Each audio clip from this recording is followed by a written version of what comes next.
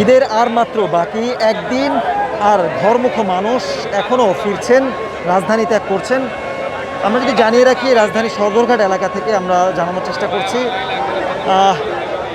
সরকারি ছুটি শুরু হয়েছে গত শুক্রবার থেকে, আর আজকে শনিবার ঠিক এখনও ঘরমুখ মানুষ যারা রয়েছেন তারা আসলে রাজধানী ত্যাগ করছেন।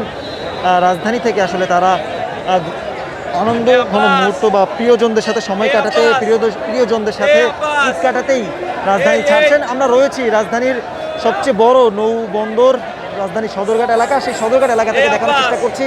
একটা বিষয় যদি জানিয়ে রাখি, গতকাল শুক্রবার থেকে সরকারি ছুটি শুরু হলেও এখন পর্যন্ত মানুষ কিন্তু আসলে রাজধানী ছাড়ছেন। ঘরমুখ মানুষ যারা আসলে বিশেষ করে নৌবন্দর নৌপথে আসলে যারা আসলে দক্ষিণবঙ্গের মানুষ নৌপথে আসলে চলাচল করেন, তারা কিন্তু আসলে এই নৌপথে লঞ্চের মাধ্যমে কিন্তু আসলে তারা বাড়িতে ফিরছেন। আমরা যদি আরেকটি বিষয় জানিয়ে রাখি যে রাজধানীর বিভিন্ন জায়গা থেকে কিন্তু যারা আসলে রাজধানীর বিভিন্ন জায়গা থেকে মানুষ এই নৌপথে যাত্রা করতে আসলে রাজধানীর এই সদরঘাটে উপস্থিত হচ্ছেন। ঠিক এখান থেকেই তারা আসলে যে এখান থেকে বেশ যেই লঞ্চগুলো আসলে ছেড়ে যাচ্ছে, যেখানে যেসব জায়গা সেগুলো হচ্ছে ভোলা, বরিশাল, নোয়াখালী, হাতিয়া সহ অন্যান্য যে দক্ষিণ অঞ্চলের যে জায়গাগুলো যেগুলো রয়েছে সেইখান থেকে আসলে এই লঞ্চগুলো আসলে ছেড়ে যাচ্ছে।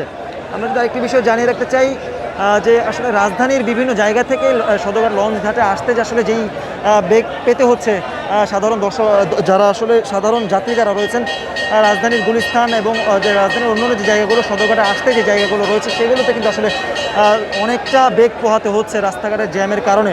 বিভিন্ন জায়গায় গরুর হাট থাকায় আসলে এই ধরনের সমস্যায় আসলে ভুগছেন যারা আসলে যাত্রী যারা রয়েছেন।